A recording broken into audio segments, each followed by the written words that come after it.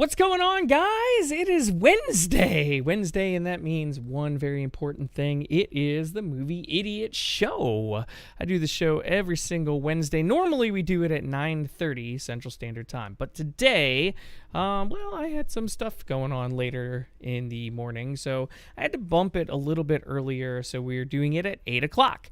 So sorry for the time switch, guys, but, we're still going to have fun, and we're still going to do all the things that we do here on the Movie Idiot Show, like we do every week at 9:30. So, speaking of, what do we do here on the Movie Idiot Show? Well, I'm glad you guys asked, even though you didn't really.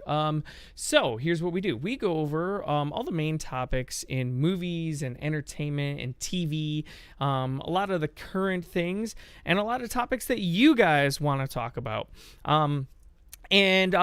I usually pick about 5 main topics to talk about each week.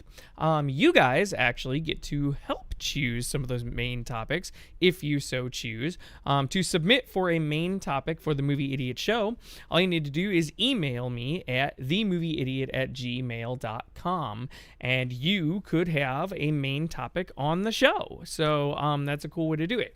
Also, this show is interactive. So there's many different ways you can interact with the show. One of them is so it's streaming 2 places. We're streaming on YouTube and Facebook Live. If you want to, you can comment on YouTube.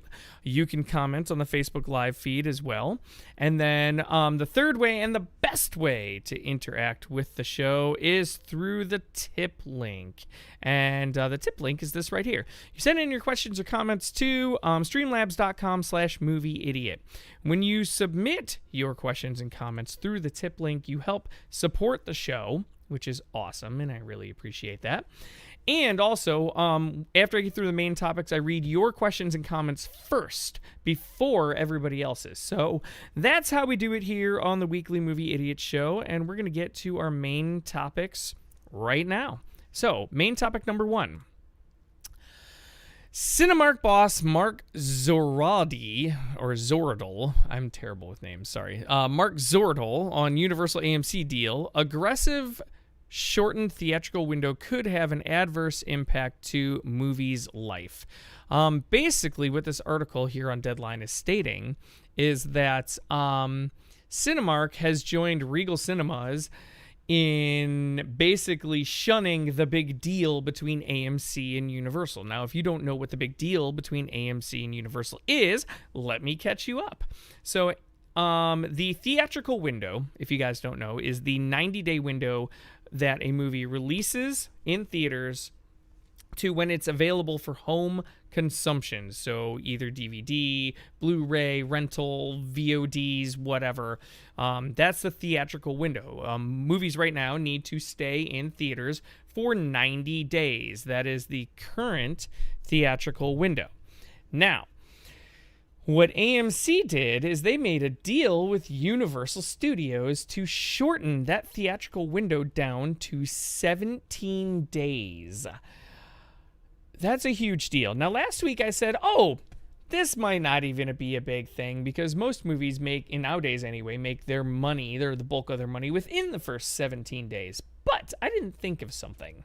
So last week when I said that, I didn't think of the fact that even though most movies make the bulk of their money within the first 17 days of theatrical release, if people know they're going to be able to get the movie in 18 days, there's going to be a lot of people who don't go to the theater to see the movie. And that could definitely adversely affect the profitability of said movie. So that, even though last week I was like, this may not be a big deal, that's a huge deal.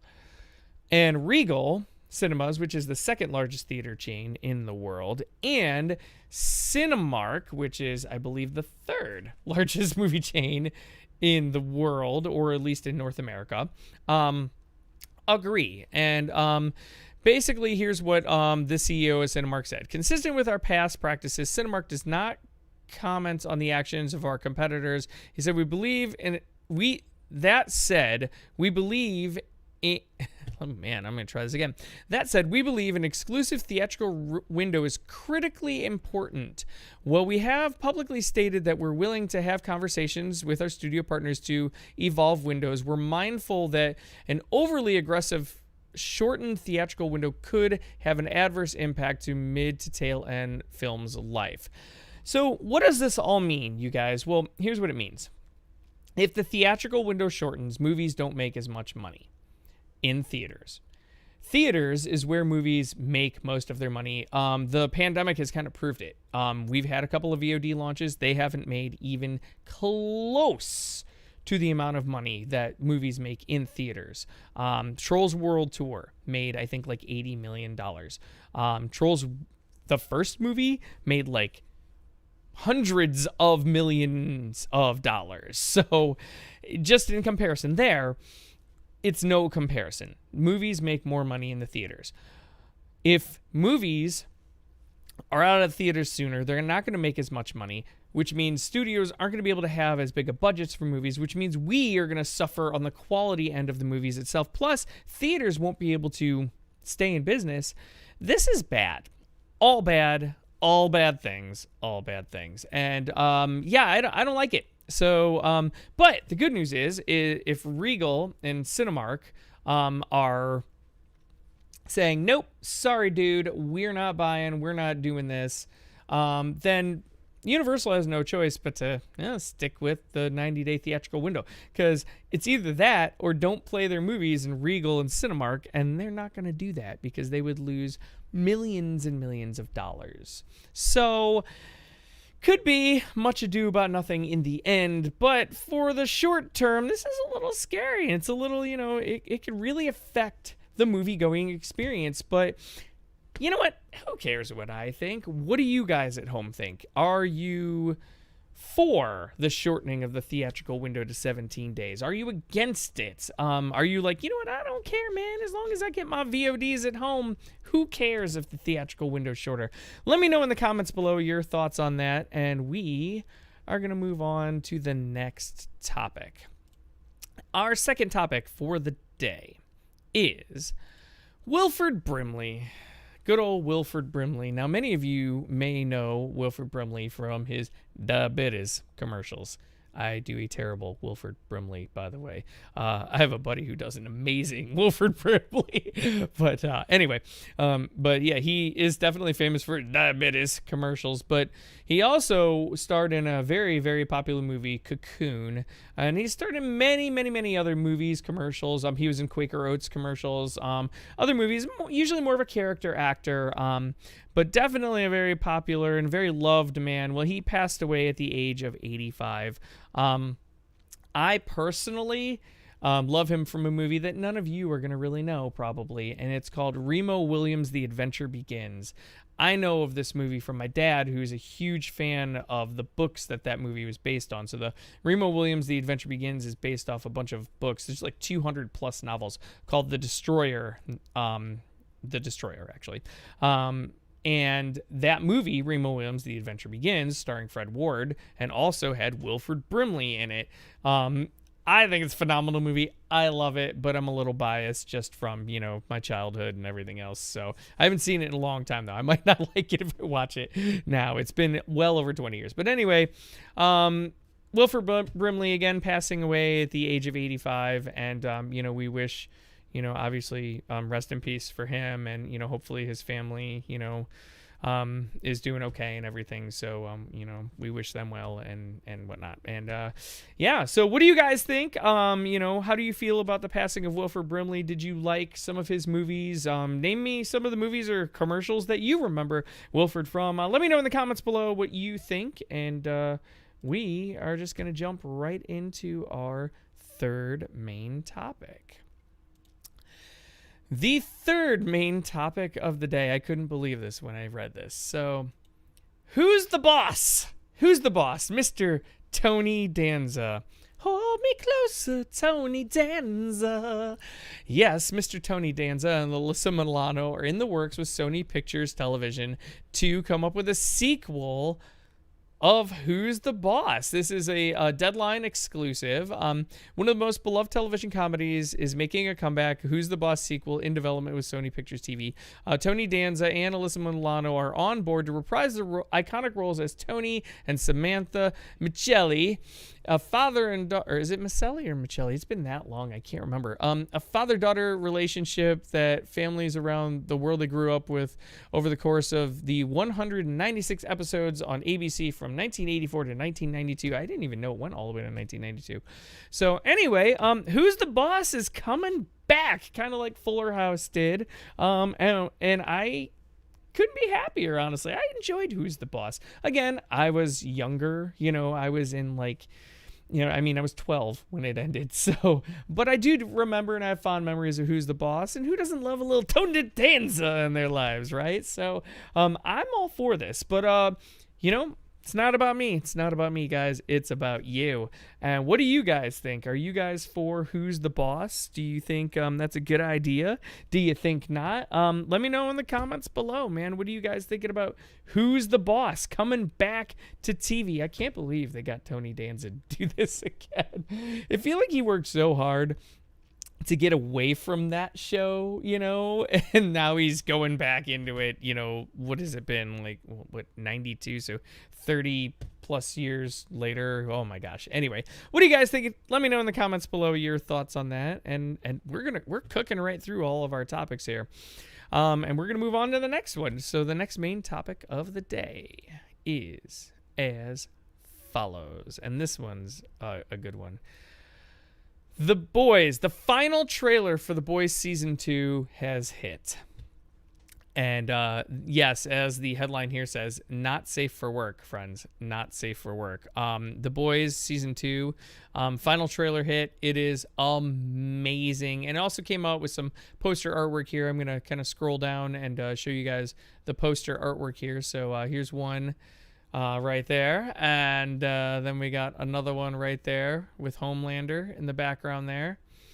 So The Boys, obviously Season 2, launching on September 4th. A lot of things actually launching on September 4th, but we'll get into that a little bit later. Little tease, little cameo for our big news of the day. Anyway, so I did watch the final trailer for The Boys, and it is awesome! Oh my god, I'm so excited for this show. Dude, if you guys have not seen The Boys, the premise of The Boys is, yes, it's another superhero show, right? But this is not like any superhero show you guys have ever seen, I promise you. It's amazing. And the whole premise is basically, what if superheroes were real? What if they were funded by a private corporation? And what if they were major dicks? Like, real McAssholes. That is the whole premise of this show, and it is great. And if you haven't seen it, you need to get on it, because this show, along with Doom Patrol, they're my two favorite shows right now. I mean, those two shows are awesome, and you need to check them out. So again, The Boys Season 2 trailer hit. Season 2 for The Boys coming out September 4th. Have you guys seen The Boys Season 2 trailer? I'd like to know that. So, let me know in the comments below your thoughts on that. If you've seen it, did you like it? Did you not like it? Are you excited for The Boys Season 2? Are you not? Love to hear from you guys. Let me know again in the comments below your thoughts on that. And we're going to get to our fifth and final topic. Man, we really flew through our topics today. Might be a quick show. I don't know, guys. It's probably not, because this next topic I'm going to take some time to talk about. The next topic is breaking news today. Breaking news this morning. Big breaking news. So with COVID and everything else, obviously lots of movies have been rescheduled. One of them being Tenet. Tenet's been rescheduled quite a few times. Obviously you have other big tentpole movies like Black Widow. You have many of the big tentpole movies reschedule. One of them, it's a big tentpole movie coming, and it's a Disney. We're going to pause for dramatic effect. It's a big Disney movie coming, and that is Disney's Mulan. Disney's Mulan, which has been rescheduled, I think, twice now. Pretty sure it's been rescheduled twice. Well, Disney has done something that I never thought they would do. With Mulan, Disney tests out an entirely new early VOD model. What does that mean? It means Disney is releasing Mulan on Disney Plus for VOD. That is huge because right now, studios have released some movies on VOD. The movies they have released on VOD have been like movies like, again, Scoob, or movies like, I just said it before. What was it? Trolls World 2. Things like that. That's what's been releasing right now for VOD. Not ginormous tentpole movies like Mulan. Mulan is a movie that Disney expected to make $1 billion on in the theater. Much like they did on Aladdin, much like they did on The Lion King. This is huge money that they would be investing in it.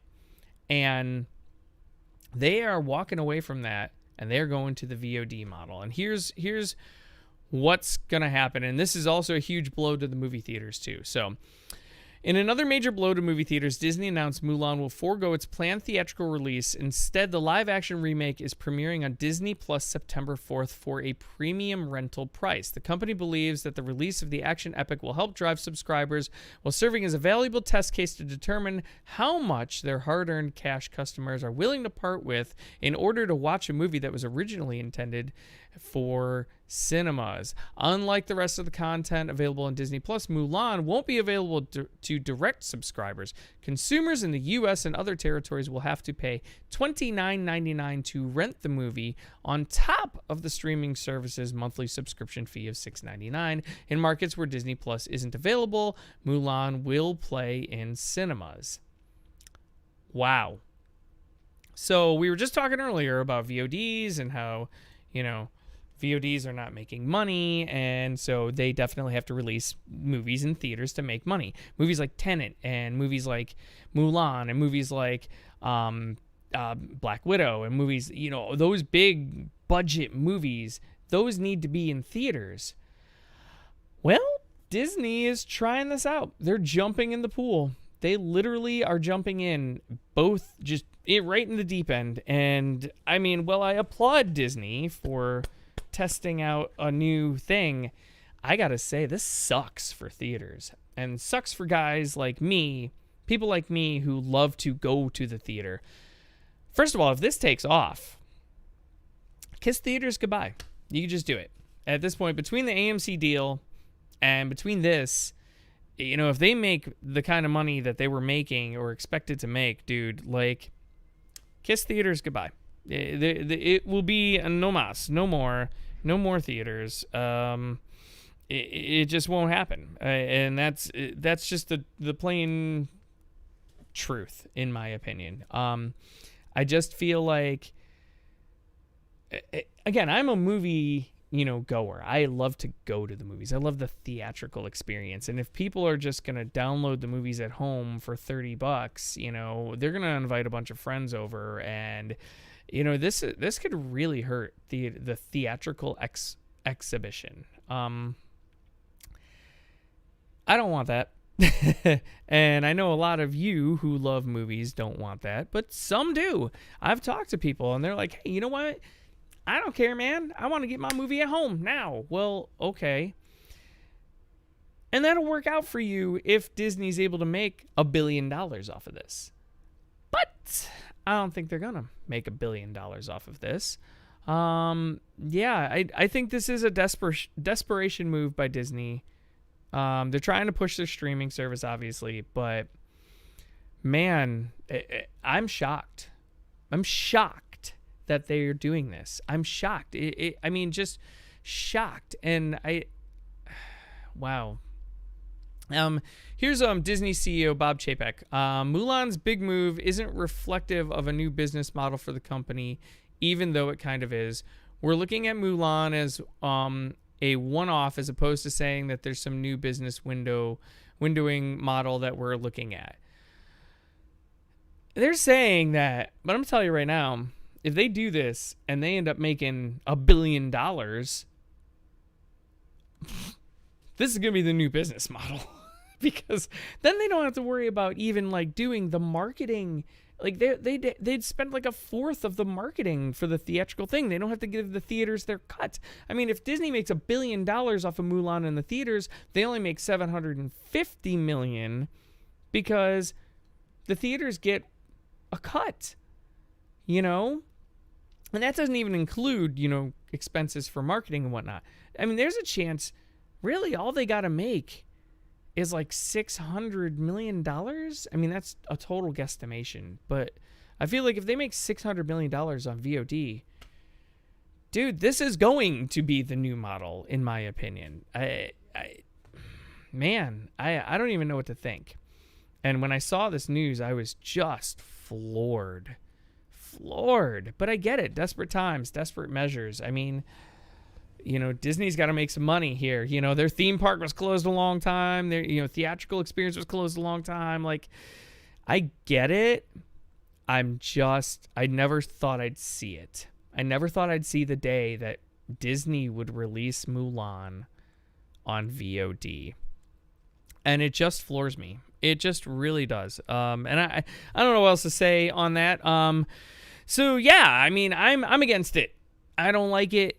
I think it's going to adversely affect between this again and the AMC Universal deal, man. If that ends up being a thing, dude, like it's going to kill the movie going experience. I want to get back to theaters. I want my popcorn and my candy and my soda, and I want to be sitting in a theater. Dude, again, if you download something on VOD, it will never be the experience you'll get at like an AMC Dolby Prime. If you guys have been to that, or an IMAX or something like that, you're never going to get that experience at home. I don't care how much money you sink into your home theater system. It pales in comparison to what movie theater systems are. I can tell you I've seen these things firsthand. Like, their rack mounts of their Crown mixers are ridiculous. You're talking tens of thousands of watts of power in just the sound alone. I'm telling you, this is not good. It's not good. It's not something I want to see. But that being said, when it happens, I'm probably going to be one of the first in line, clicking on Mulan, watching it, because, you know, I'm a movie idiot and it's what I do. So anyway, what do you guys think? Do you think this is a huge mistake by Disney to release Mulan on VOD? Do you think it's a good thing?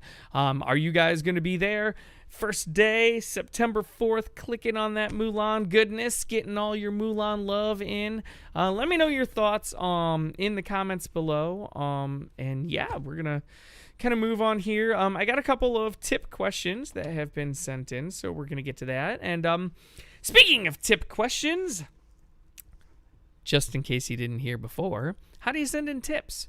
Well, it's very, very, very simple. Right here, streamlabs.com/movieidiot. That's how you do it. You go to streamlabs.com/movieidiot. You send in your tip, comment, or question. And the reason we do that is so you guys can help support the show and also be a part of the show. Plus, tipped comments get read first. So, that being said, we're going to get right into our tip comments. So, there are two tip submissions this week. So, the first one was sent in yesterday by Del Mackey.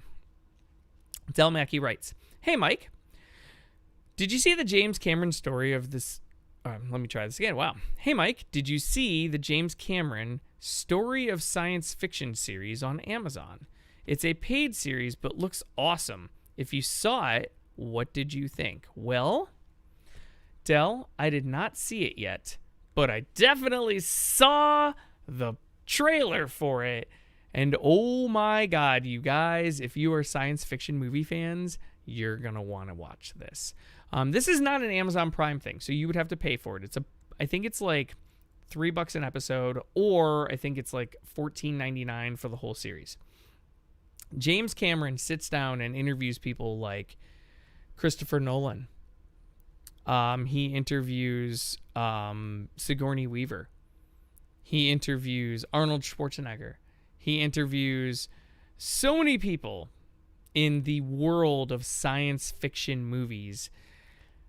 I am geeking out over this. I totally want to see it. I cannot wait to watch this. Yep, they're going to have my money. I'm like, okay, just Amazon, take my money. It's yours. You can have it. I don't want it. I want to watch this. James Cameron talking science fiction films. The father, well, he's not the father, but he is one of the founding fathers of science fiction films and the innovator. He's the innovator. He's always pushing the limits of science fiction and sci-fi movies. And to hear that man talk about sci-fi, sign me up. I'm in. So Del Mackey, I have not seen it, but I will at some point be watching that as soon as I can, because yes, I definitely want to hear James Cameron talk about movie making any day of the week. So I will definitely be checking that out. And thanks for the tip there, man. I appreciate that. And we're going to go to our second tip of the day. And that is from Nick Papagiorgio. Nick Papagiorgio sends in a tip. And he says, "Hey, idiot. I'm still so sick and tired of HBO Max not being on Roku or Fire Stick. This is stupid. Do you think they will ever come around?" Man, here we go on this topic again. HBO Max. I'm actually going to include the Peacock network in there as well. Still not available. I checked again this morning. Still not available on Roku or Fire Stick. Not only that, but they say, and a lot of people are like, oh, what's the big deal? You can get it as an add-on in Hulu. No, you can't. You can't get it as an add-on in Hulu. You can get it as an add-on in Hulu, but it doesn't have everything. So all those people who signed up for HBO Max for Friends or for The Big Bang Theory, you're out of luck. Those shows aren't on there. You can't watch those on the Hulu add-on. They don't tell you that. So the only way to watch HBO Max is still on devices like your phone or tablet. You can Chromecast, so you can cast them. Excuse me, guys. Sorry about that. You can cast them to your Chromecast, or you can cast them to your Apple TV. There are some workarounds. You can also do it on PlayStation or Xbox, and that's it. That's how you watch HBO Max. That's it. 70 million subscribers for Roku or for Amazon Fire Stick. SOL. Sorry, guys. We want you to jump through 8 hoops to come to us instead of making this easier to get to you. This is the dumbest thing ever. So I gotta tell you guys, and I'm gonna bring this up. My most popular YouTube video was when I had this topic on the show, and I segment out topics and then I upload them to YouTube, right? So I'm gonna read through, and I did this a little bit last week when I had Ryan on, but a lot of you may not have heard that just due to some audio issues I was having. So I'm gonna read through these comments. Just so many comments. This is obviously a hot topic. So let me jump in here, and I'm gonna read through the comments just so you guys can see how many people are unhappy with HBO Max right now. Paralysis, 1 month ago. I just want to watch Lord of the Rings on the big screen. Brian Hall. I get it with my DTV, DirecTV subscription, so I'm not angry, just frustrated that it's not set up for Roku. So this guy has it on DirecTV and still can't see it, or still upset because it's not on Roku. Flying Pupper. I'm close to dropping HBO Max and getting Hulu instead. Nabor Martinez. I love the content in HBO Max, but the fact that it's not on Roku or Fire Stick is idiotic. I thought I was going to love Disney Plus, but after The Mandalorian ended, it really wasn't much that I liked there. They fucked up Star Wars for me. I've seen all the Marvel movies recently, and I really don't want to see them again, and I don't have any new content worth watching.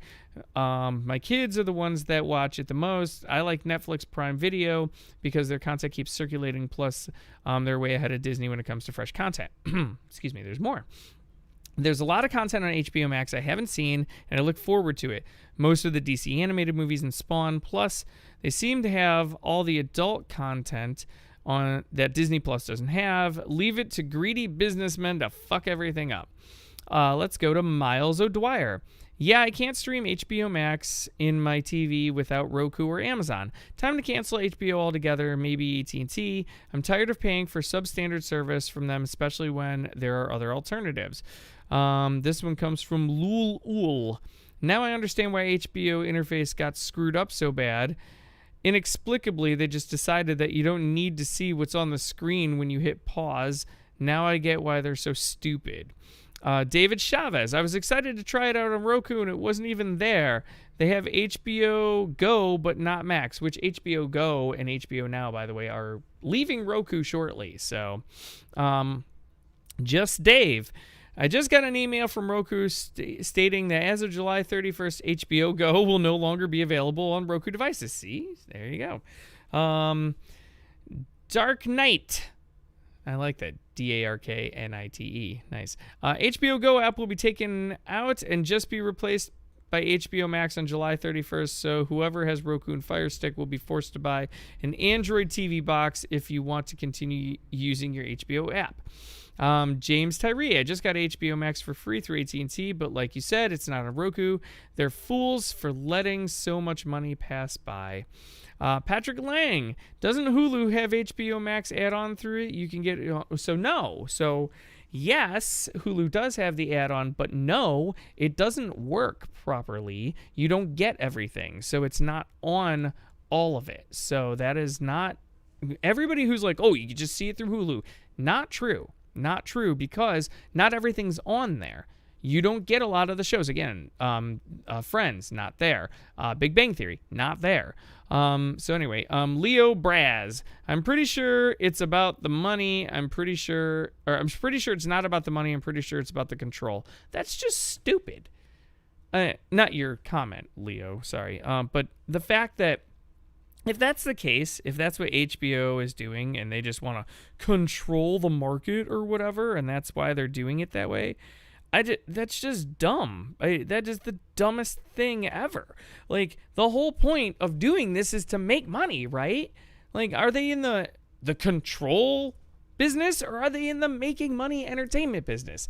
No, man. That's so dumb of them. It's really stupid, and so as you guys can see, that is my most popular, by far, it's not even close, in views and in comments. That is my most popular YouTube video right now. And people are not happy, and they're still not happy. And HBO Max is dumb for not fixing this. And then Peacock does the same damn thing. So Peacock launches, Peacock's even worse.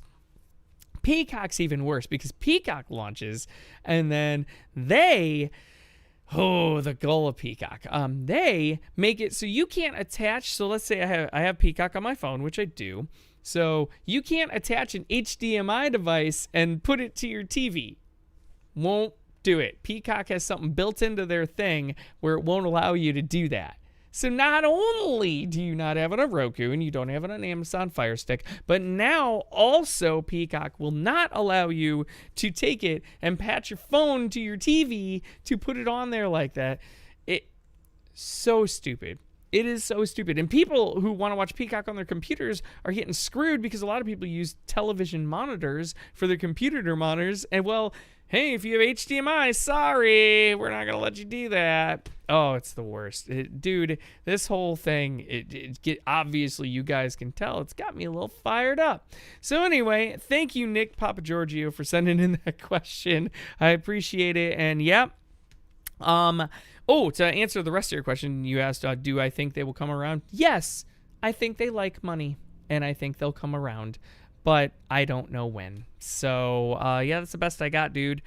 Again, thanks, man. Thank you, Nick, for sending that in. That was a really good question there. So, let's see here. I'm going to see if I got any other questions or comments, because I know you guys send in some comments via Twitter sometimes. So, at Movie881 is Twitter, and then Facebook, at Movie881 as well. Plus, I share this video too on Facebook, and sometimes I get some comments there. So we're just gonna check and see if we got any comments on any of those. Doesn't look like I got anything on Twitter.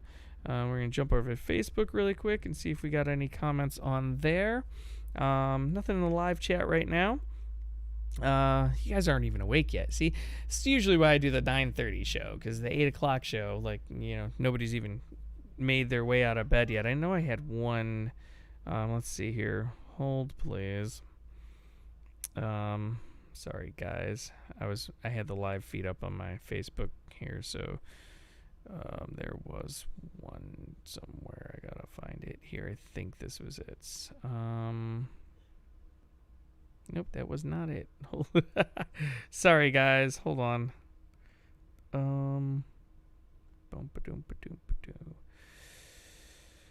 I don't find it in a second, I'm just gonna give up, because obviously this is super awesome television you're watching right now, right? One more place I'm gonna look really quick just to see if I can find it.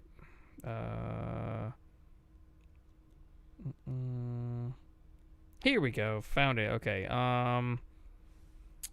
Oh, yeah. So this came from Dan, and Dan said you can honor Wilford Brimley, who passed away this week. Yes, the diabetes guy. But he acted in several movies, including Cocoon and The Thing. So, yeah, we already talked about Wilford Brimley. So, Dan, thank you for the comments on Facebook, man. I appreciate that. And, yep, guys, that's going to do it for today's show, man. So, thank you again, everybody who wrote in, commented. Again, to wrap things up here, if you want to send in main topics for the show, so obviously you saw I did main topics at the beginning of the show. If you want to send in for main topics, you can do so at themovieidiot@gmail.com. If you want to, send in just a viewer topic, the best way to send in a viewer topic, again, is to do so via the tip link, and that's this guy right here, streamlabs.com/movieidiot. You can send in, by the way, viewer topics any time of the day, any time of the week. It doesn't have to be during the show, so you can send in if you just hanging out at your house. You're like, oh man, I want to send the movie idiot a topic here. Just hit up the link, man. Just hit up the tip link, and you can send them in anytime. Obviously, you can hit me up on Facebook and Twitter at movieidiot1. And you can send me, comments, questions that way as well. And then obviously you can comment and question live on the live chat during the show. The next show will be next Wednesday at 9:30 a.m. Central Standard Time. Don't forget, guys, again, as always, please make sure you like, comment, share, and subscribe, because we want to build an awesome movie community that we can all share in. And I appreciate talking movies with you guys, man. And I will catch you all next week. And I'm out of here. Peace. Later.